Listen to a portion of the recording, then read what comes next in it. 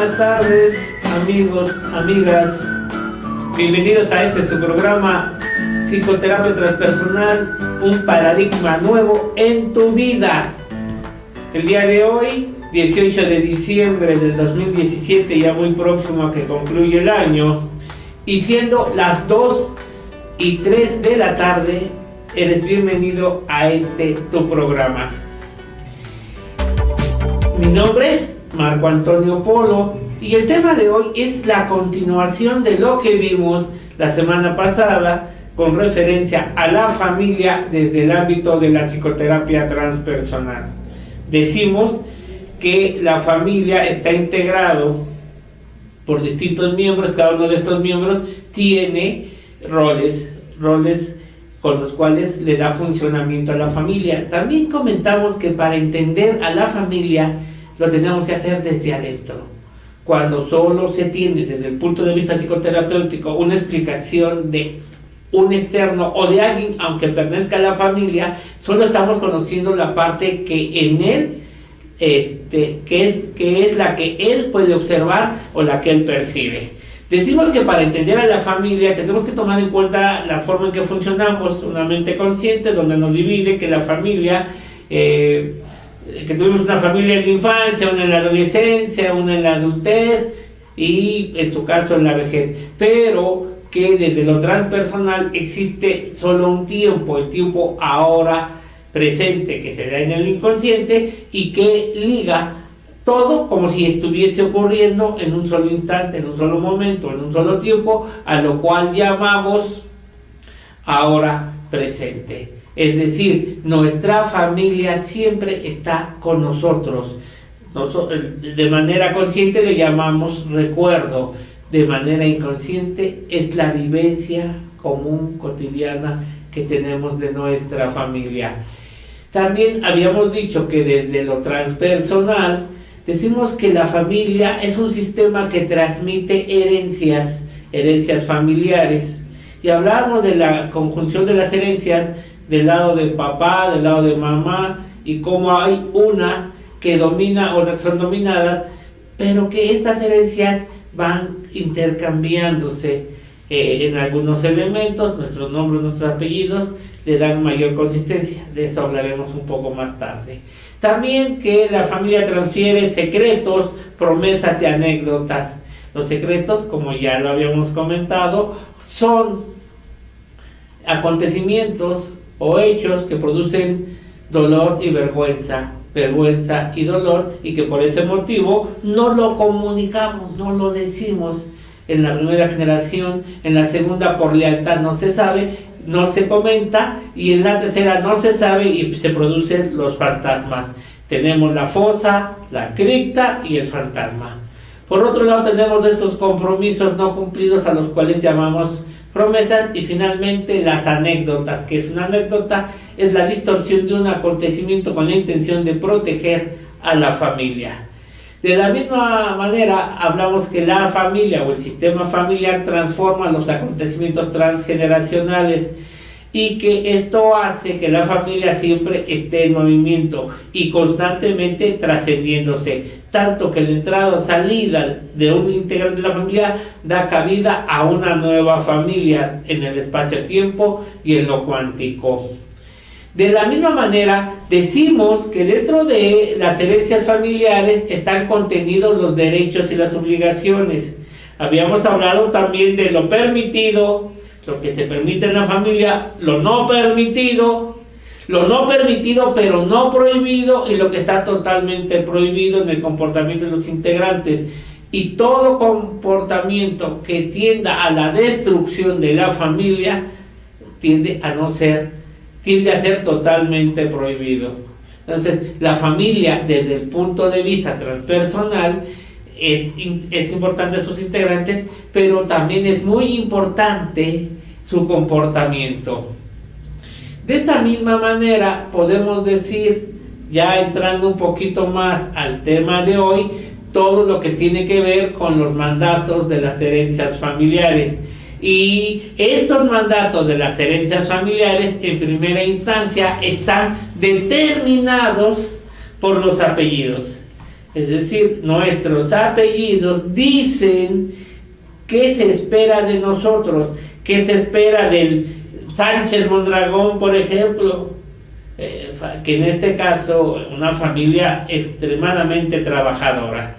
Pero también tenemos los de la familia Tapia Monzón, una familia trabajadora pero violenta, y que se esperaba que ellos hiciesen valer una especie de respeto a través de la violencia, y así sucesivamente. Yo te pregunto, ¿qué mandatos hay con respecto a tus apellidos?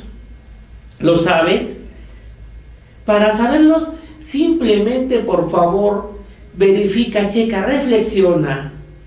¿Qué es lo que se esperaba de la familia como sistema desde que tú llegaste a este plano de la existencia y tomaste conciencia de él?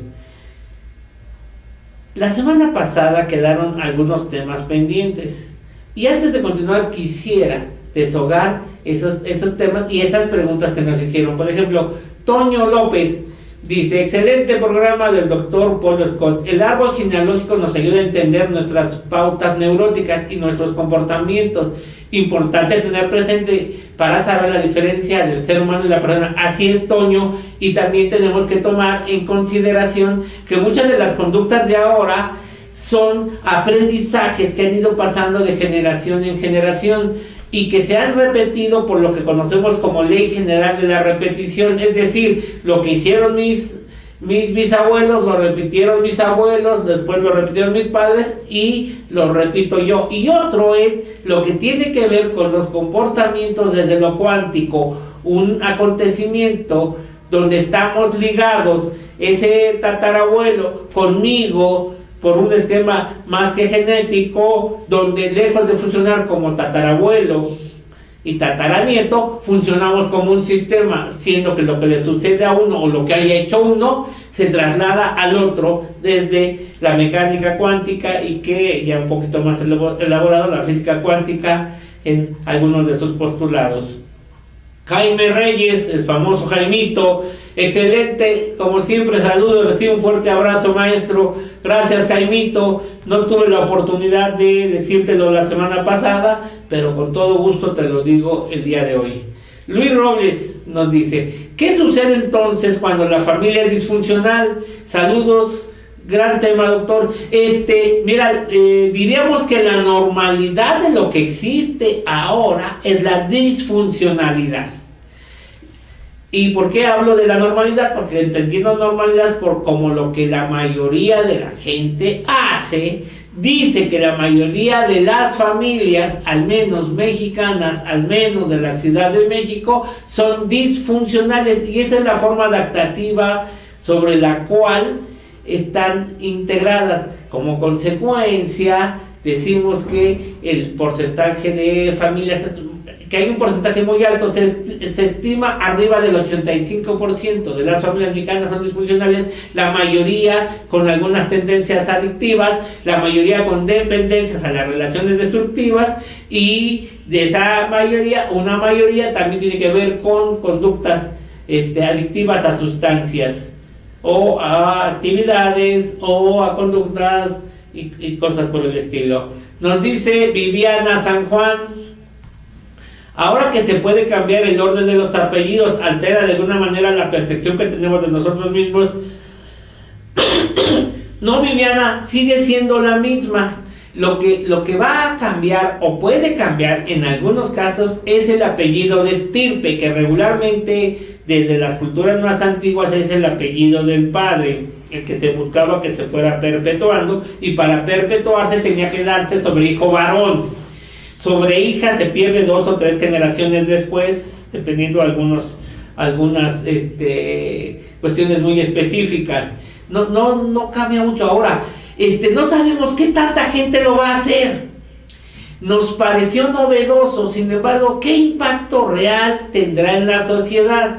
Eso en 10 años lo podremos analizar. ¿Qué tantas parejas decidieron invertir el apellido?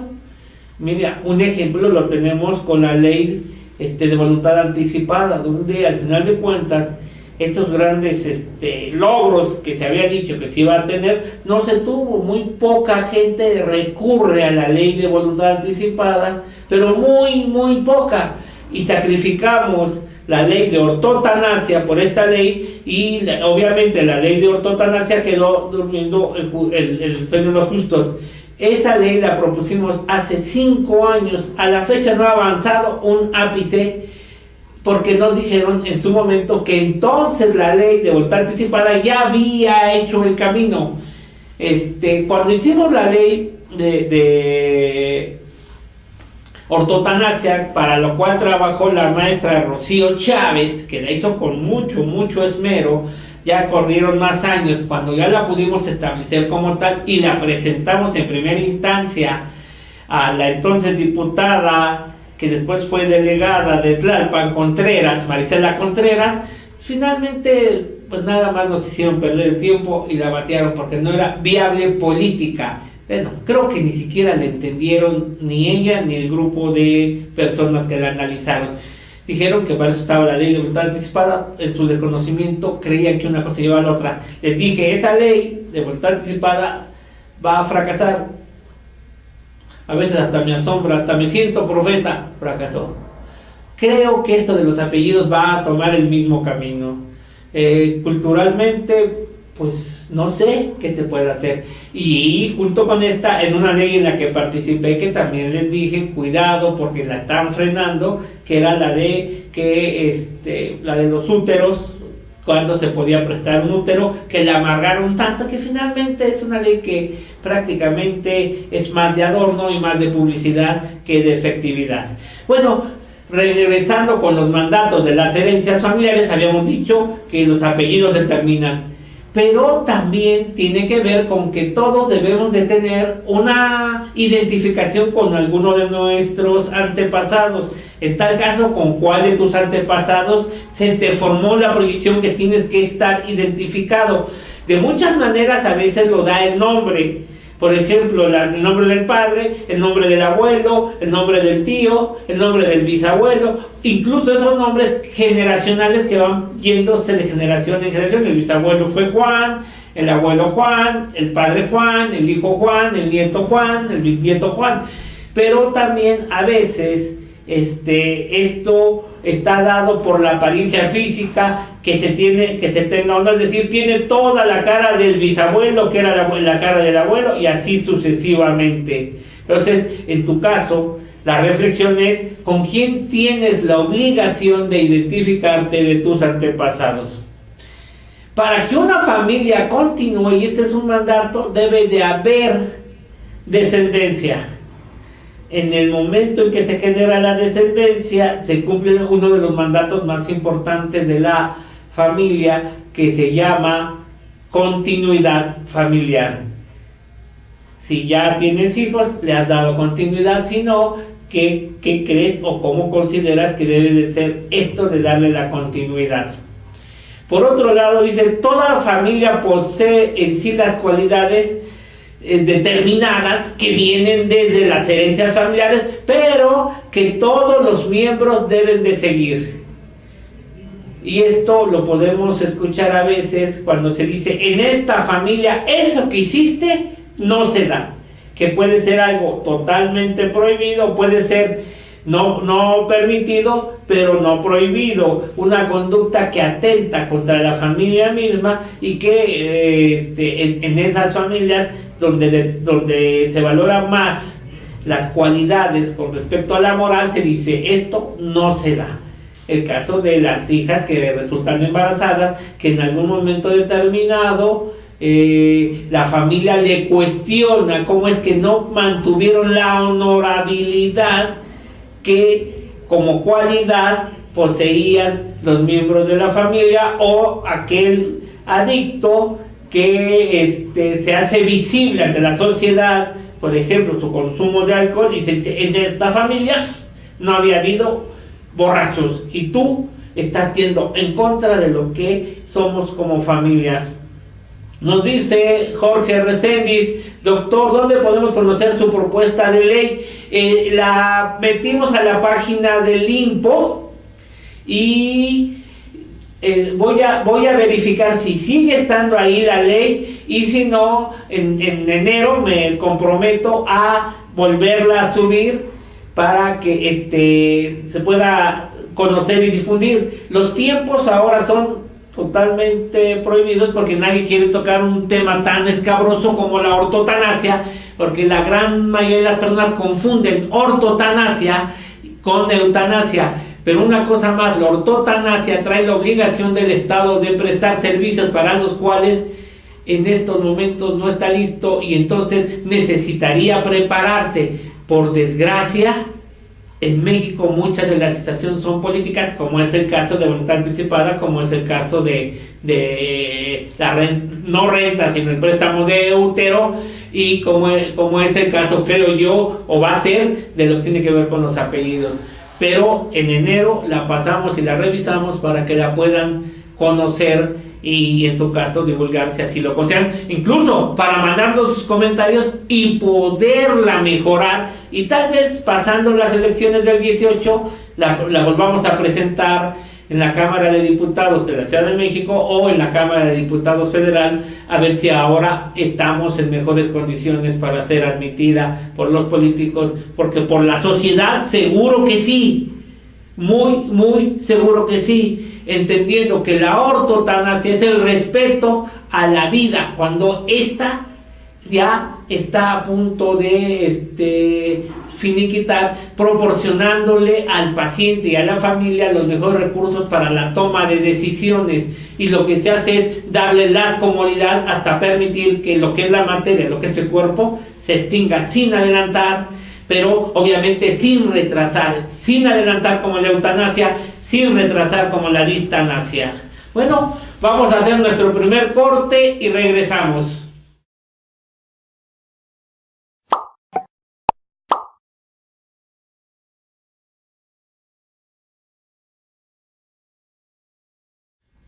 Nuevamente aquí de regreso, y los invito a que se pongan en contacto con nosotros a través del Facebook de Radio Impo. Mándenos tus comentarios, manda tus preguntas. También nos dice Sara García: hola Sara, ¿cómo estás?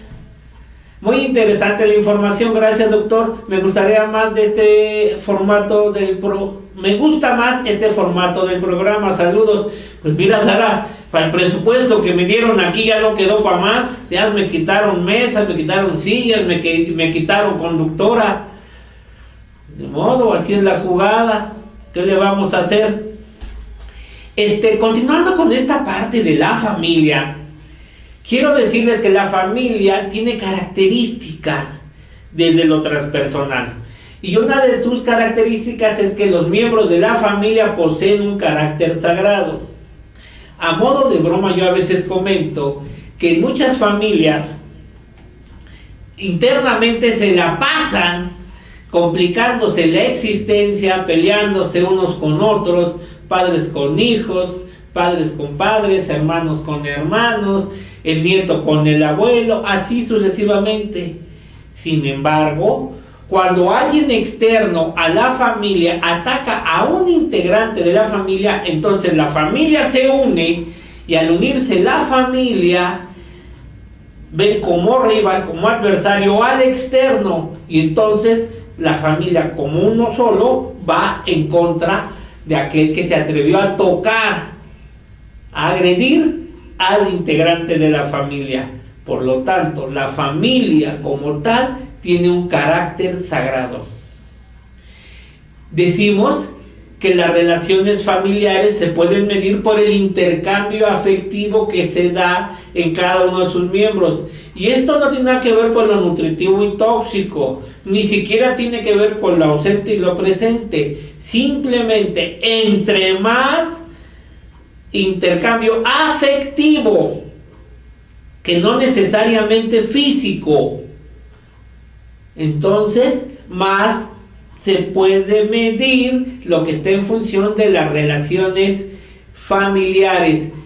Ejemplo, una persona, un padre de familia que se encuentra trabajando en los Estados Unidos, la hija que está en México, en tanto la hija mantenga una relación afectiva en ausencia del padre, podemos decir que el padre está teniendo relaciones familiares con la hija y la hija con el padre, aunque el padre no esté enterado de los distintos comentarios que hace la hija. El caso, un ejemplo burdo, de los reproches que el padre está allá, que no los está educando, que no manda el dinero suficiente, que no los está proveyendo. Pero eso no importa. Desde el lado de la familia, esta interrelación hija-padre hace que se pueda medir cualitativamente el intercambio que exista, y la mayoría de las relaciones no necesariamente son nutritivas. El caso de lo que hemos hablado con respecto a que en México principalmente existen las familias disfuncionales y que ese porcentaje está arriba del 85%. Podemos decir que en México la normalidad de las familias es la disfuncionalidad. Asimismo decimos que los miembros de la familia son responsables recíprocos de lo que sucede dentro del sistema, y para lo cual no es importante la edad. Y repito, responsables, no culpables. El simple hecho de pertenecer al sistema a cualquier edad le da una responsabilidad de acuerdo a varias características. Una de ellas es su edad y otra su intercambio afectivo.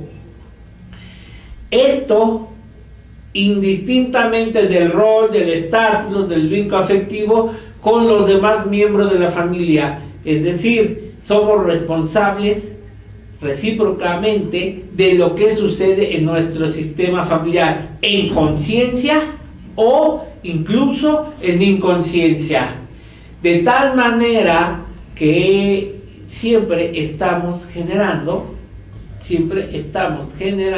condiciones que favorecen el contexto de la familia. Así, la familia debe de ser observada desde su estructura. Para el caso de la psicoterapia transpersonal, a esto le llamamos organización, y lo podemos ver a través del familiograma. Ahora, es importante que ese familiograma sea un familiograma transpersonal, porque nos va a dar muchos datos más de los que nos da los familiogramas convencionales, y que hacen excelentísimamente las trabajadoras sociales o los del área de la psicología. De sus funciones y roles, que es el dinamismo con el cual se mueve la familia, y desde sus representaciones, que son símbolos y significados que están en función de los códigos de creencia que se dan en torno a la familia. Por ejemplo, las fiestas y cómo se llevan a cabo estas fiestas. Por ejemplo, tenemos la religión de la familia, pero también tenemos la religión de cada miembro de la familia. Es decir, hay una religión que sigue todo el sistema como totalidad, pero a su vez cada uno de sus miembros va a seguir algo parecido por similitud o alejado por oposición de lo que la familia dice manifestar dentro de su religiosidad. De tal manera que es importante que sepamos que para esto hay distintos tipos de familia de los cuales podemos hablar.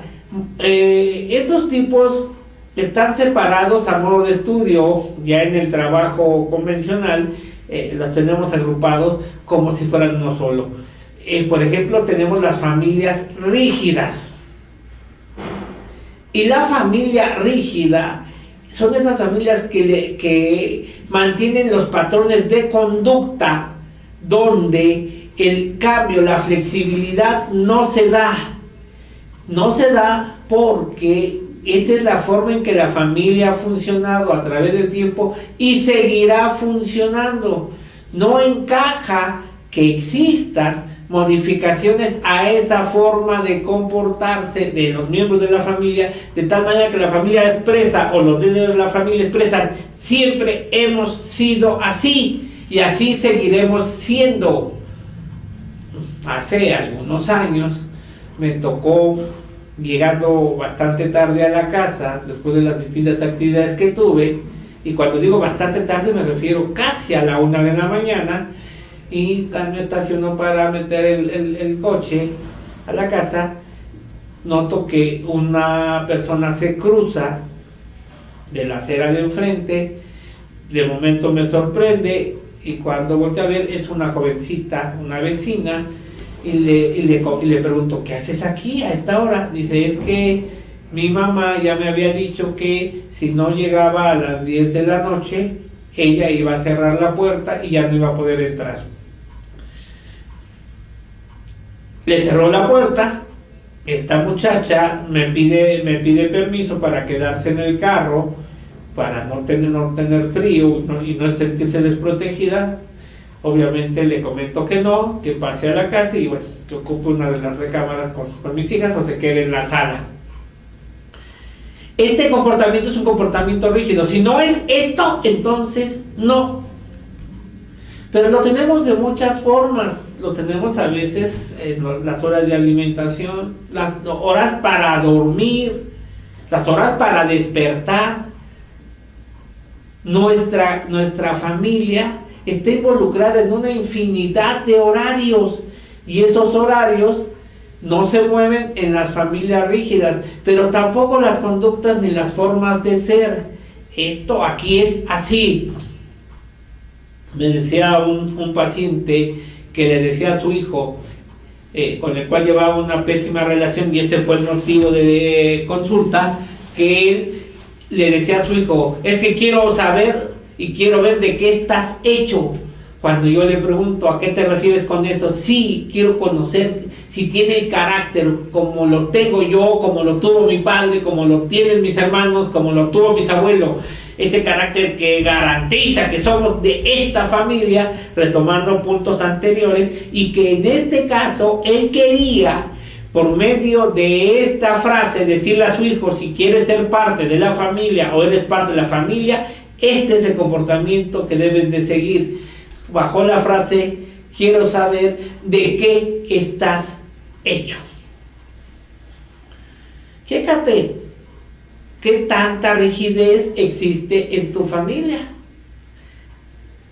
Obsérvate, analiza, para que me puedas comentar qué sucede o qué sucedía en tu familia con este tipo de comportamiento en caso de que se haya dado el comportamiento rígido. Que quiero decirte que casi todas las familias, por no decir todas, lo tenemos, pero lo tenemos en pequeños acontecimientos, y en los demás tendemos a ser flexibles. Tenemos las familias sufridas, y las familias sufridas son aquellas cuyo dinamismo está en función del sufrimiento, valga la expresión. Es decir, si no se vive sufriendo, entonces no hay un sistema familiar y se va a encontrar constantemente motivos para sufrir. Si llega un momento en que hay una paz, una calma en el sistema familiar, entonces alguno de sus representantes dirá: prepárense porque viene algo fuerte. Después de la calma siempre sigue la tormenta.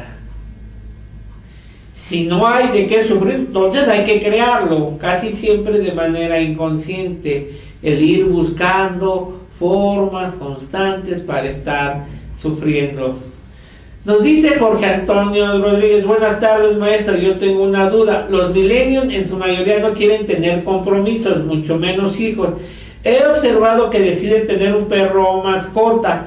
¿Cómo se plantea el concepto de familia desde lo transpersonal? Lo que pasa es que cuando hablamos de millennials quisiéramos decir que toda la generación va a seguir los patrones que fueron establecidos para los millennials. No, no es tan así. Habrá unos que siguen los patrones, similitud, habrá otros que no lo siguen y estarán en oposición, y en medio va a estar una gran gama de colores.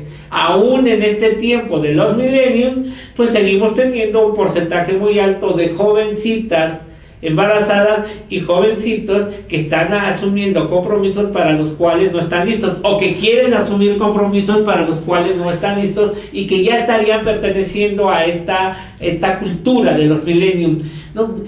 Aunque sí sabemos que muchos de los millennials tienen como esa tendencia, no lo son todos, ni por mucho la mayoría, y entonces solo estamos observando unos cuantos que se acomodan a esta forma de plantearse como millennials, aunque sí es evidente que casi toda esta generación trae como un chip integrado y que ya funcionan a 1000 por hora en comparación con mi generación, los baby boomers, que con respecto a cuestiones informáticas somos mucho más lentos, y que tendríamos como cultura a generar la procreación de hijos como algo importante y generar como obligación el formar una familia. Ahora, en lo transpersonal, para hacer una familia no se necesita que haya dos personas, se necesita que haya dos integrantes. Un integrante es la persona, por ejemplo el millennial, y el otro integrante es la mascota o el animal de compañía, por ejemplo el perro. Ellos dos formarían una familia. Ahora, digamos, con respecto a la continuidad, que no puede tener continuidad perro o persona, bueno, esto es para este momento, yo no quiero especular con respecto a qué va a pasar con la mayoría de los millennials cuando determinen tener continuidad, es decir, tener familia, porque eso de no tener familia no es exclusivo de los millennials, ha sucedido antes, por mucho tiempo, gente que decide no tener hijos, los menos sí, pero existía. La continuidad, para entender a los millennials, será cuando vayan pasando de edad y entonces vaya habiendo un desarrollo con respecto a su personalidad y a su visión del mundo que le rodea, y entonces ya podemos determinar qué tanta familia tienen los millennials. Un ejemplo muy claro es lo que sucedía para finales de los años 60 en Estados Unidos y principios de los 70 en México, donde se da el movimiento del amor y paz, la rebeldía y el choque con todo lo establecido que venía post Segunda Guerra Mundial y post Guerra de Corea, primero en los Estados Unidos, y que permea hacia México, y donde el amor libre se manifestaba, no había restricción para tener amor o para manifestarse sexualmente a través de la frase amor y paz, pero que al final de cuentas, cuando estos hippies evolucionaron, después en el caso de México, de Avándaro, regresamos a una formación de la familia con nuevas características, pero al fin y al cabo familia. Eso de andar vagando y pensando que la vida era la ampliación de la conciencia a través de los alucinógenos, a través de lo psicodélico, cambió. Y entonces ya conocemos muchas cosas que sucedieron. Se termina la onda hippie y entramos a unos movimientos culturales diferentes, y que muchos de esos movimientos culturales ya no respetaron la forma en que se venían estableciendo las visiones que culturalmente se han dado principalmente desde los Estados Unidos con respecto de la forma de ver el mundo, de tal manera que tal vez el problema más fuerte de no tener hijos no lo tenemos con Millennium, lo tenemos en Europa, o lo tienen en Europa, donde posteriores a las guerras, los hijos de los sobrevivientes de las guerras deciden ya no tener familia, pensando que el aprendizaje que ellos tuvieron fue un aprendizaje muy duro, y que empezaron a tener solo 2 o 3 hijos, de tal manera que el aprendizaje que mandaron los abuelos a los padres, y luego a los padres a los hijos, y ahora de los hijos a los nietos, es mejor sin hijos, que no tengan que vivir lo que mis padres vivieron, y en muchos de los casos ni siquiera ellos, los padres, que deciden ya no tener hijos, y que en varios países hay un estímulo fiscal para que haya hijos. De hecho, no sé qué tan serio sea, pero lo leí con respecto a Islandia, que invitan a que vayan hombres para poder mantener relaciones no informales, formales, con chicas de Islandia, guapísimas, por según se ven las noticias, y puedan procrear por la falta de hombres y la falta de personas que estén interesadas en procrear familia. Pero es el caso de Holanda, es el caso de Francia, nada más que Francia, con tanto inmigrante que no tiene esa visión, tiene familia. Pero el caso lo seguimos viendo en Alemania y lo seguimos viendo en Dinamarca. Para el caso de los alemanes es más drástico, porque recuerden que Alemania vivió algo que se llama la guerra después de los nazis, y ser alemán significaba ver igual a ser nazi, cosa que no necesariamente era cierta, y fueron tremendamente castigados por todos los países que buscaban una reivindicación a través del castigo de los nazis, y en este caso también de los alemanes. Entonces a los alemanes les fue como en feria. Primero les dieron muy duro los nazis, y después les dieron muy duro todos los contrincantes de los nazis. Y se da este fenómeno: los hijos de los hijos de los hijos han decidido no tener hijos en esa repetición. Bueno, los invito a que se sigan comunicando, ya saben, Radio Info por Facebook, y hacemos un corte y regresamos.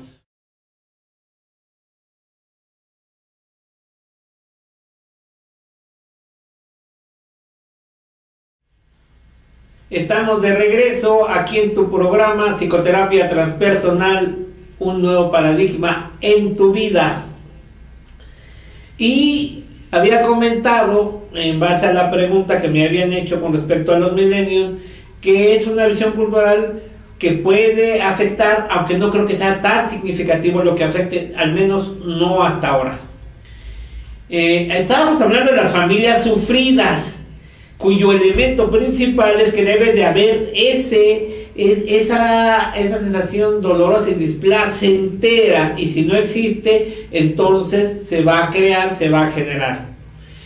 También tenemos el tipo de familias religiosas, y las familias religiosas se caracterizan porque su mundo gira en torno a un dogma de fe, a una fe, donde va a haber una divinidad o un conjunto de divinidades que se manifiestan como una realidad dentro del sistema familiar, y se deben de seguir los preceptos, o al menos se intenta seguir los preceptos que se marca o que marca estas creencias religiosas. No corresponden a una religión en específico, en esencia están dados por las creencias y los códigos de creencias de algunos de los integrantes, y a la cual están obligados a seguirlos todos los demás.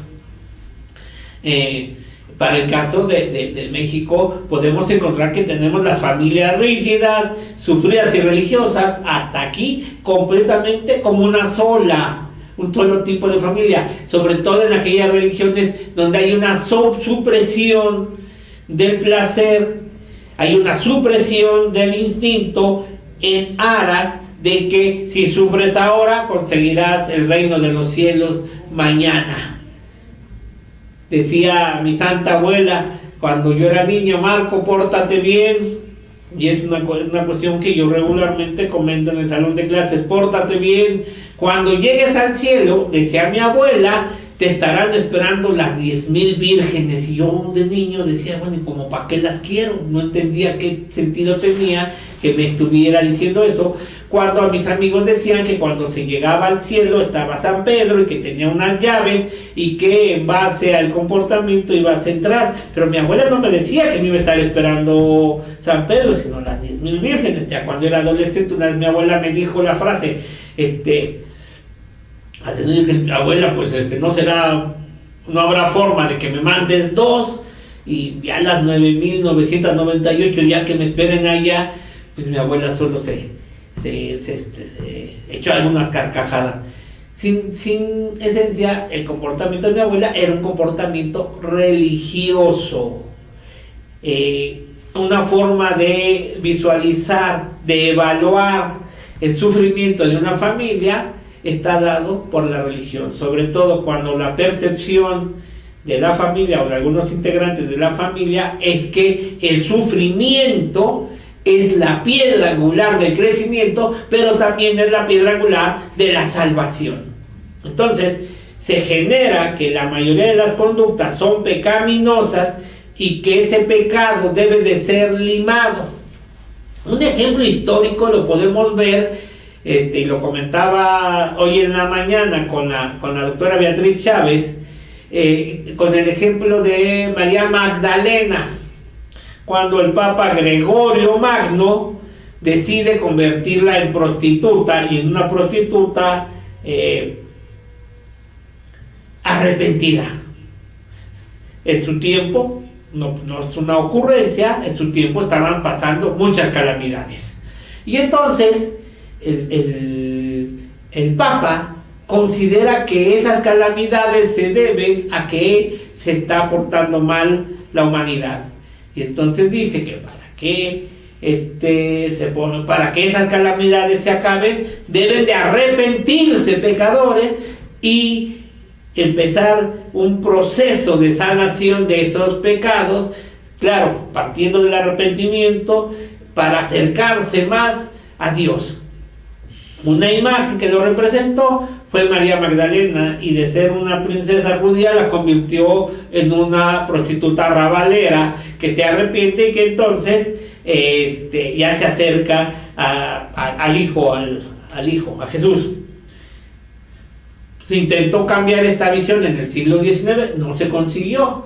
De hecho, cuando en el siglo XVI los españoles llegan a México, conquistan este territorio, no encontraban una similitud con respecto a unas mujeres que en México se encargaban de ser parte de la educación de los hombres, y que esta parte de la educación de los hombres consistía en que tenían que ser habilidosos en el arte del sexo.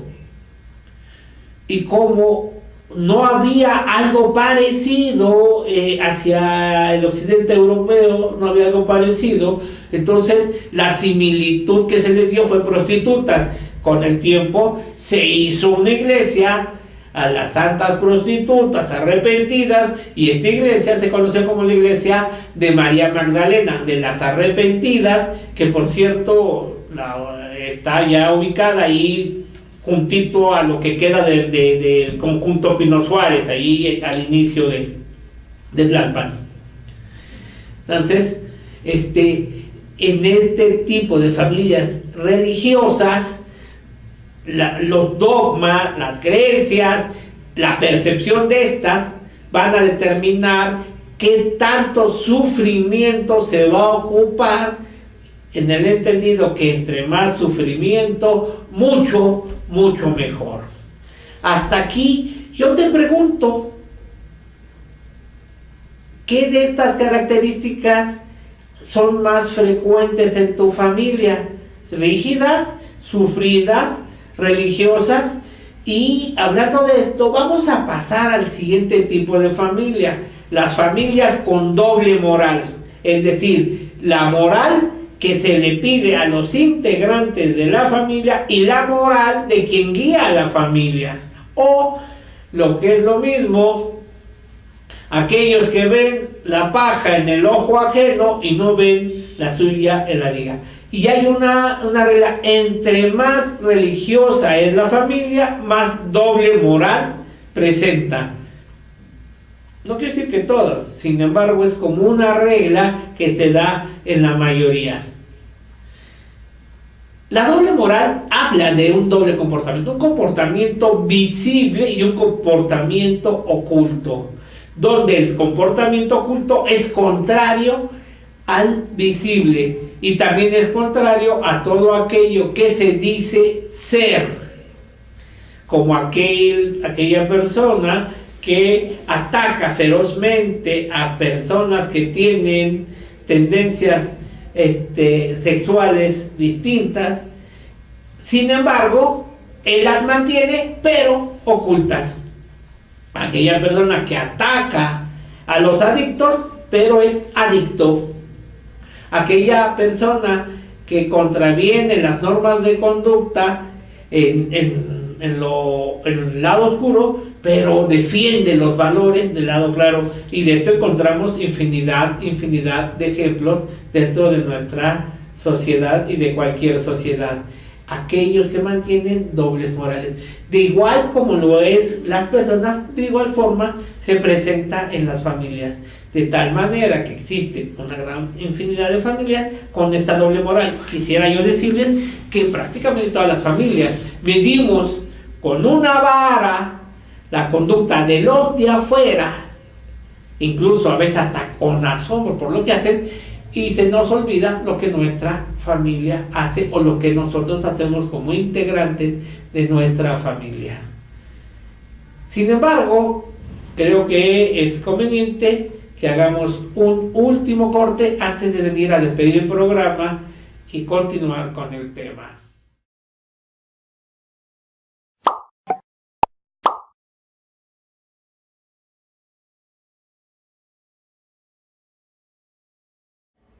Pues ya aquí de regreso, y como comentaba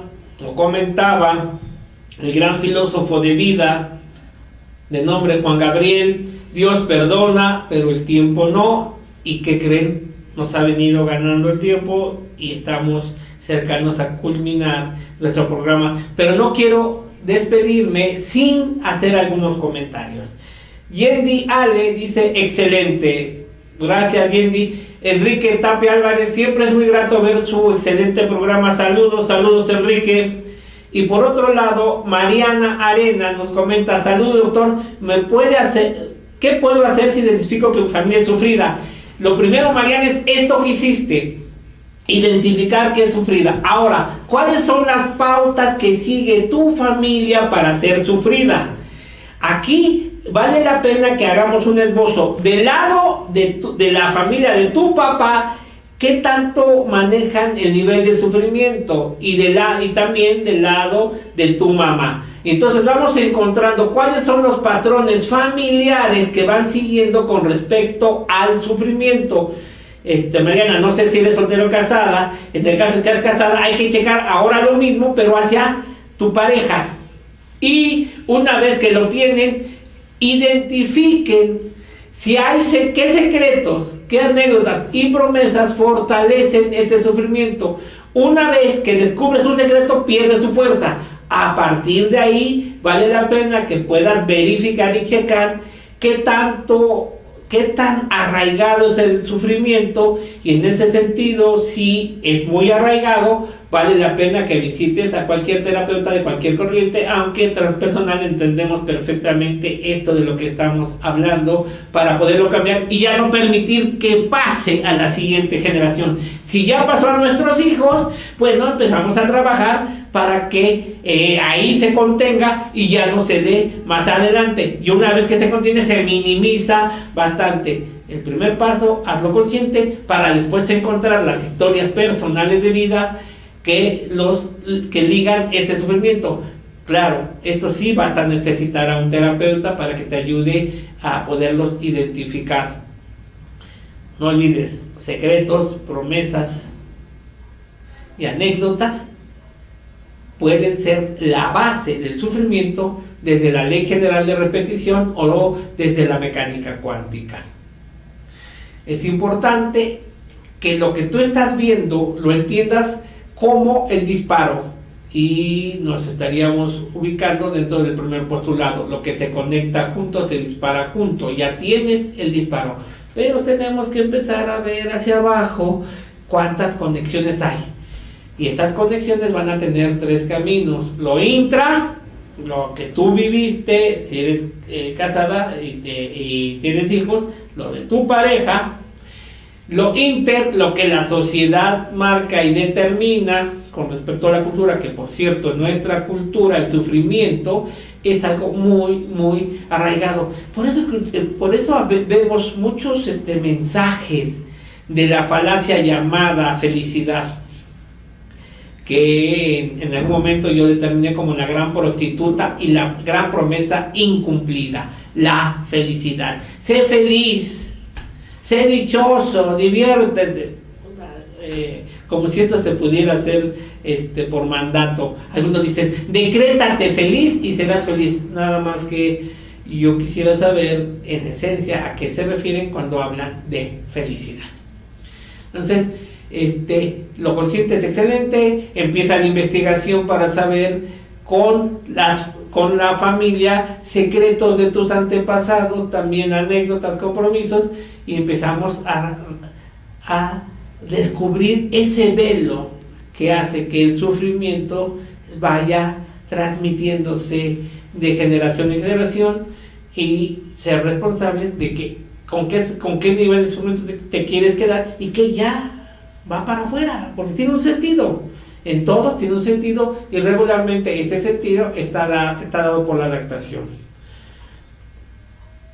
Bueno, el tiempo nos ha ganado. Sin embargo, la próxima semana retomamos el programa con estas preguntas, con los tipos de familia y con las preguntas que ustedes nos quieran hacer y que seguiremos contestando, como es el compromiso desde el primer programa que tuvimos. Toda pregunta, si no se puede contestar en el programa, se contesta una semana después. Por favor, comunícate con nosotros vía Facebook a Radio Info. Mi nombre es Marco Antonio Polo y espero verte y entrar en comunicación contigo la próxima semana. Muchas gracias, buenas tardes. Siendo las 3 de la tarde, cerramos nuestro programa. Gracias.